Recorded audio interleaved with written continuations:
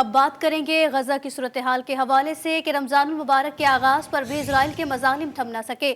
غزہ میں جاری جنگ کو 157 روز ہو گئے۔ النصیرات اور المواسی میں بھی حملے جاری ہیں اور 24 گھنٹوں میں شہداء کی تعداد 85 ہو گئی۔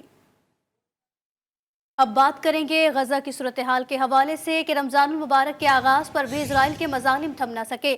غزہ میں جاری جنگ کو 157 روز ہو گئے۔ النصیرات اور المواسی میں بھی حملے جاری ہیں اور 24 گھنٹوں میں شہداء کی تعداد 85 ہو گئی۔ اب بات کریں گے غزہ کی صورتحال کے حوالے سے کہ رمضان المبارک کے آغاز پر بھی اسرائیل کے مظالم تھم نہ سکے۔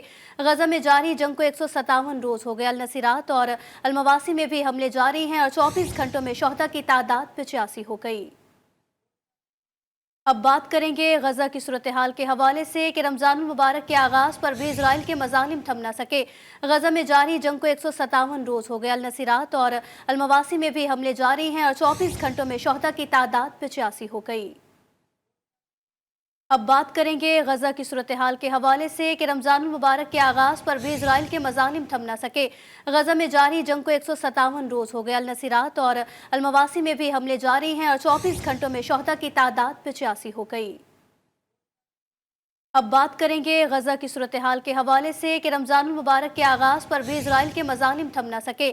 غزہ میں جاری جنگ کو 157 روز ہو گئے۔ النصیرات اور المواسی میں بھی حملے جاری ہیں اور 24 گھنٹوں میں شہداء کی تعداد 85 ہو گئی۔